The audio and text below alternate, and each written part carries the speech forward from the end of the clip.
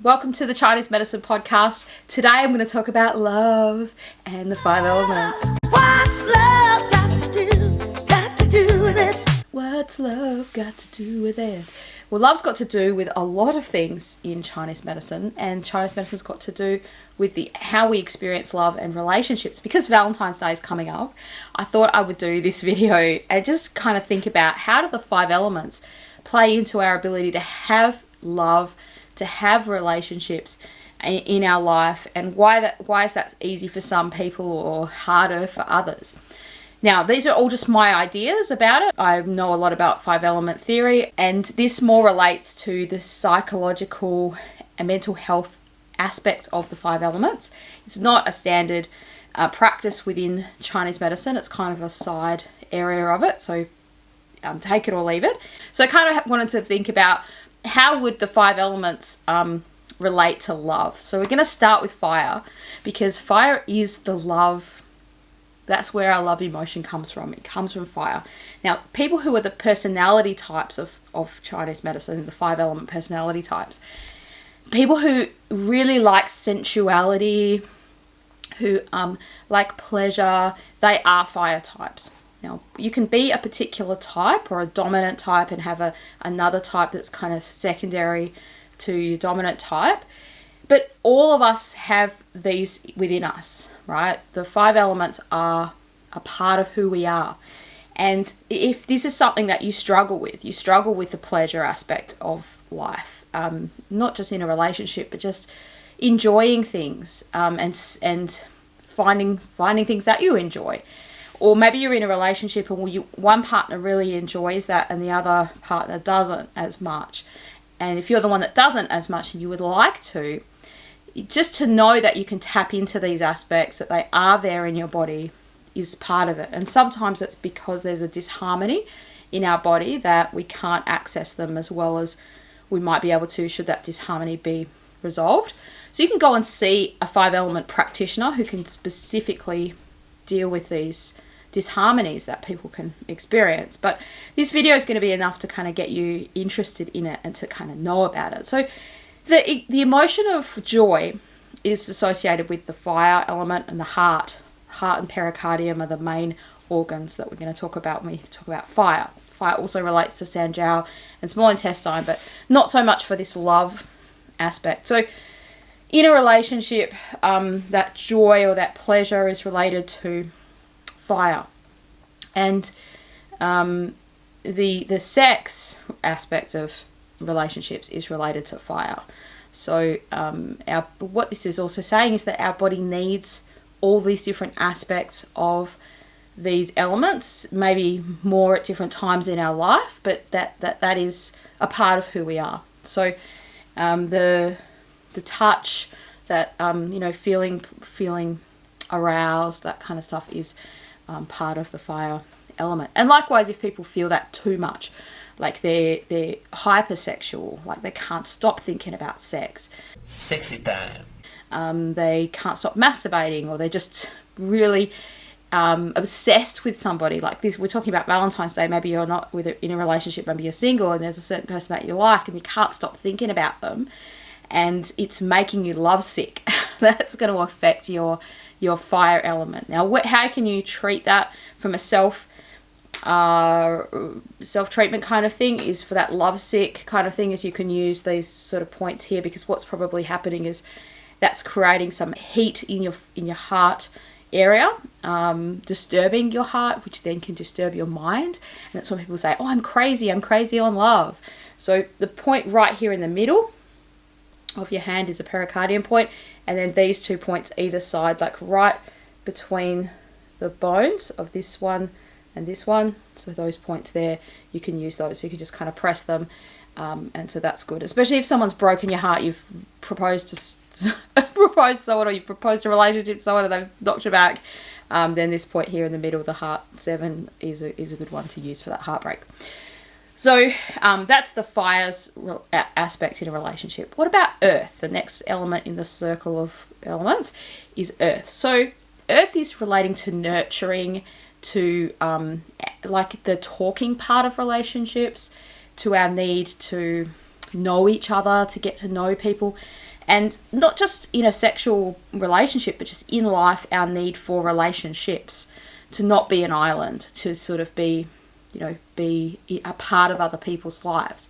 And, you could have a relationship with someone where you just have the sex, and that might be great for the fire aspect, but if you don't have the connection within them, you're missing out on that earth part of it, that nurturing, that in sickness and in health, like, I'm there for you no matter what, like, not just for the good times, not just for feeling good, which is a fire thing, but I'm there, and that neediness of people. Now, that can be something that gets out of balance for earth people. That get out of balance can sometimes find they are very needy.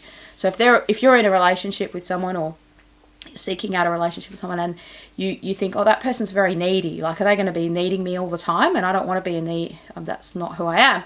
They might have their earth element out of balance.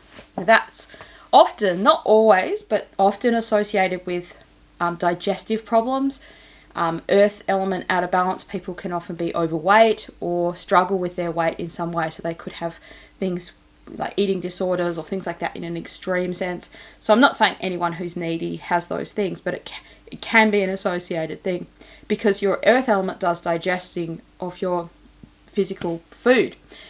And it's also, like, in an emotional sense, it's responsible for that attachment. So an example of an earth element person that's kind of out of balance in the neediness sense would be someone that just comes over without calling you, or just hangs out for longer than the specified period of time. Like, you're like, it's time to go home, and they don't seem to have like that person that just never leaves. They just seem to hang around all the time at your house, or they're just there, and they don't seem to get those social cues of, hey, it's time to leave now, or something like that. So if you're starting out a relationship with someone, you're finding that they don't have that, but also a lack of any of that, a lack of any wanting to hang out with you, or building a relationship, getting to know you, and being there for you. Might be in a relationship with someone and they're just not there for you, and you're like, oh, I needed you at that time. That's an earth aspect thing, to be nurtured, to be loved, to be cared for when you're sick, or when you need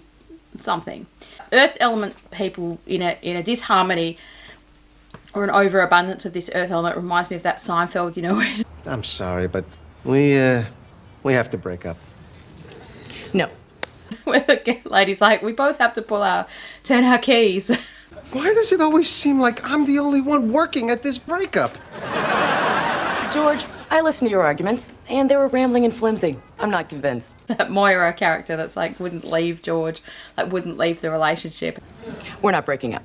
And he's the one left, and so it was like a funny scenario, because he's like, I can't break up with this person, and usually all the women are breaking up with him.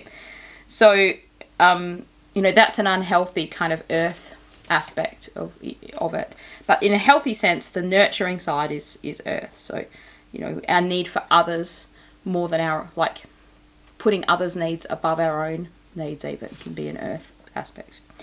Okay, that brings me to metal. So metal is known for, like, the upstanding character, doing the right thing, being morally good or morally right. Now, this can be within the person's own mind, because obviously morals are subjective.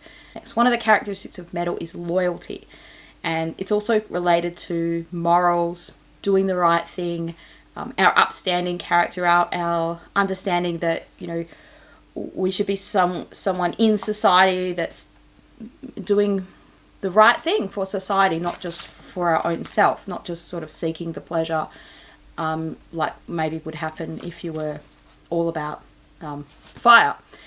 So, like, this would be the person who's, if you're a very strongly metal-driven person, you would very easily do the right thing in the relationship, right? So you would not be a person that would break up with someone when they go through a tough time. You might be less inclined to break up with them because you might feel like that's not the right thing to do.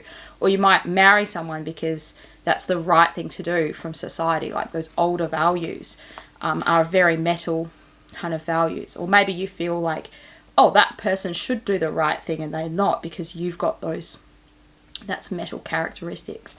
I'm not saying that those are wrong or right. They're just part of that metal characteristics. And they are needed in a relationship to kind of say, right, at some point you need a commitment.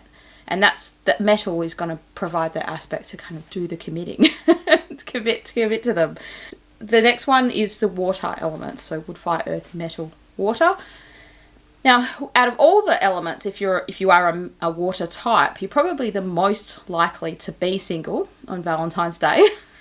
And be happy about it, and be not that worried about it, be not that perturbed, and be able to get on with your own thing. So water people kind of need others to come into their world and sort of tap them on the shoulder and say, hey, hang on a minute, I can be part of your world and help you, and you won't be worse off for it.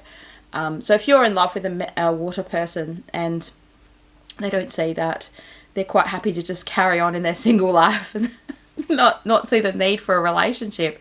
They might be very easy to continue on in solidarity because they've been hurt before in a previous relationship, and it's just all too hard, and it's so much easier just to not engage in relationships. So that can be the water type. Now, water types, like the water element, is responsible for our resource. So our ability to draw down on something resourceful.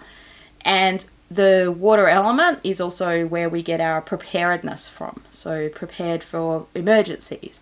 Someone that, like, so if you're in a relationship, if you're going through a very difficult time, the person who's got the strongest water element, or a person who's a water type, will be very good at preparedness, like level-headed in a crisis, that kind of stuff. So there might be a strength to lean on in a relationship, providing this kind of wisdom. Like, water people are almost like the wise professor, but they can also be very different people. Like, very, I want to say, nutty professor sometimes, because they can get lost in their own self, their own solitude, and they're often very smart types of people. So this is kind of provides for everyone, because we all have all these types in us, the ability to have wisdom, the ability to have resource, to draw down from something. You might be going through a difficult time in a relationship and think, how do I deal with this? We've got to draw down into that water element and know that you have the ability to go through a crisis, and you've got that resource, and you just got to dig down into that well and be able to dig into that reservoir, right? Also, water element is responsible for adventure. So this might seem like they're not just like staunch standard people that don't do anything, but they could be very adventurous in a relationship. Like, they might be the sort of person that, they pick you up for a date and they're just like, we're going hiking today, instead of going to a restaurant, just doing the same old thing. Or, they do something that you weren't expecting, or just be up for adventure. So if you are dating a water person, and or you might be dating someone and you notice that they're not that enthusiastic about the relationship, if they're a water person, then maybe do some more adventurous things with them. And this also speaks to our need in general, because we all have these types within us. We all have these elements that we need a little bit of adversity. We need a bit of diversity, right? We need difference. Don't just do the same thing on the dates every time. Do something a bit different, but make it be memorable, and surprise them, that kind of stuff. And then that brings me to the final type, the wood element. So the wood element is definitely much more about action and adventure. Now, they're probably more likely to be spontaneous, whereas the water types might be more planned and have all the contingencies sort of planned out within the adventure. So they might take you on a camping trip, but they've got everything under the sun there. They're like a MacGyver of, they've got everything organised. Nothing's got to throw them for a six. Whereas the wood type might just go, hey, let's just go camping with the clothes that we've got on now, and chuck a few things in the car, and they get there and they haven't brought something, and that doesn't bother them as much. They'll just kind of make do, and perhaps be less worried about the aesthetics of the situation, whereas a full-on fire type would be, my comfort. I need my home comforts to have a good time. I can't just sleep in this weird tent with that kind of stuff.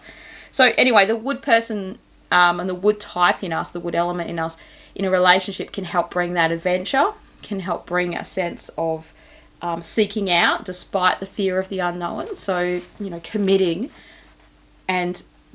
but going, okay, we don't know exactly what's going to happen in our lives, but I'm able to commit and go on this adventure, like seeing your lives together as the adventure of the unknown. Now, when I say commit, I don't mean just like commit to a marriage. Like that could, it just, the fact that you're going to go out with someone is a commitment. For some people, they're like, this is big. The committing to that person. And then in those different stages of the relationship, to see that as the adventure of that is a wood type. Now, the downside of the wood element is it's very forging ahead, right? And it's got this momentous energy to it, like momentum and planning and seeing a future for your relationship together. That would be a wood type, right? A person that has a lack of wood element might not be able to see a future for themselves, let alone see a future of a relationship. So they might not be proactive in proposing to you or they might just be going along, but they might not sort of plan these futural moments or see the future for themselves, and then it's harder even with another person in there. So that's one thing that can happen. But also the wood element is responsible for our ability to feel frustrated, angry, resentment, like hating on things from the past in other people's lives or their own lives, resenting things that they can't let go of. And so that could be that could play into a relationship as well. I haven't really talked about the emotions too much in this because the video will go on and on and on, but the emotions of the wood element is anger, frustration, resentment. The emotions of the fire element is joy, pleasure, and happiness, this kind of thing. But particularly that pleasure, joy aspect, right? So you can be happy with all of the other emotions, actually, and some for different reasons. Worry and pensiveness, which is like rumination and thinking about things, it relates to the earth element. So someone that worries about their partner too much, overthinking things all the time, that's an earth aspect.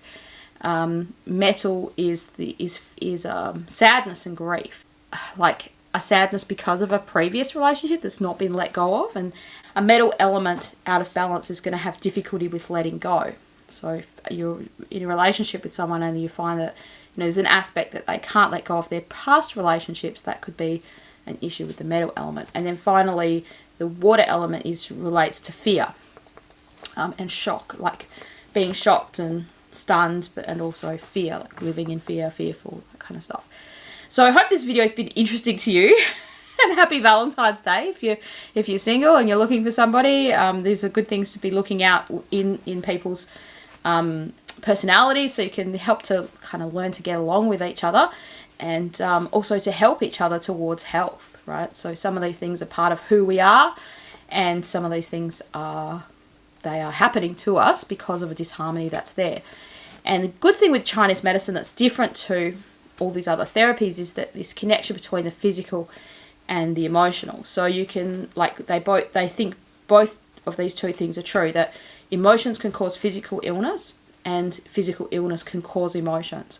And so if those things are true, then the treatment can also be treated both ways. So for instance, you could treat something with emotions, a physical illness, like you could influence it. But to treat emotional stuff, you don't just necessarily have to stop the emotions, but by treating, like doing a physical treatment, can really influence the emotions. So this is really good news for people that have tried lots of cognitive therapy. Now, I'm a big fan of cognitive therapy as well. There's some things that are really useful and needed. Talk therapy is really good for people. But if you've tried all of that and it hasn't worked, then that could be a reason to kind of look into doing acupuncture or Chinese herbs or other therapies that are like based on Chinese medicine to address those imbalances physically, which often there'll be some physical symptoms there. So people might have like a cough because of a relationship with the lungs and the letting go, or some kind of sinus problem, or they might have like diarrhea or constipation relating to the earth element, or even constipation can relate to the metal element because it's the large intestine. So there's all these different relationships that a practitioner is going to see with the physical stuff that's going on, as well as the emotional stuff. So I hope that's been helpful to you. If it has, leave a comment below and like and subscribe. Make sure you subscribe to the channel to grow the channel. Would love to do that this year. Happy Valentine's Day. And if you're in a relationship, hope this helps you to build a better relationship with your partner, and have a great week. Thank you.